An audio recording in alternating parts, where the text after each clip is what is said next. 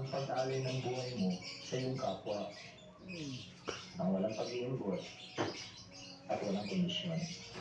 Kaya sa ordinasyon mo, tinuturoan ka na dapat handa ka ng matay anytime. Yun.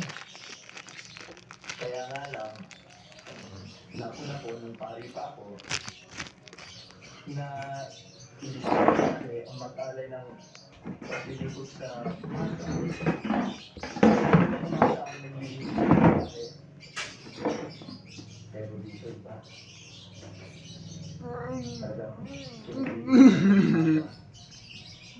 Talagang inaalay mong buhay mo para sa kanila. At talagang pwede ka mamatay anytime. Yan ang pinakapuod ng pagkapare. Naniniwala ka ba dito? Ikaw. Hindi.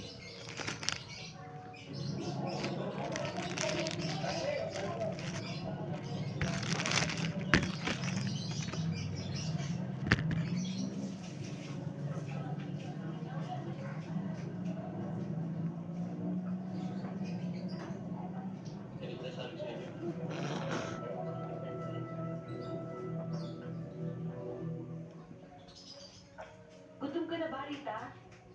Si Ate Liding gutom na yata eh. Siya nga pala, kulangin tayo ng mantika eh. Ang sisipag naman ninyo. Bagay na bagay na sa inyo yung dito. Kaya lang, bakit ka hindi ako ninyo? Ang lalo lang. Gagawin ninyo, wala ka makatulong.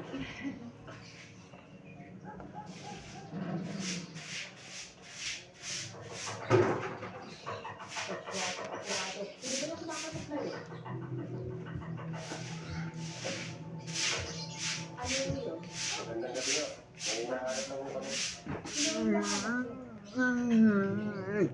Baka sa kanila ka!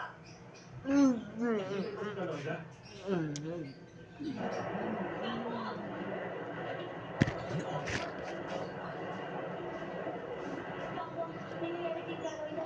Kinuha ka gabi.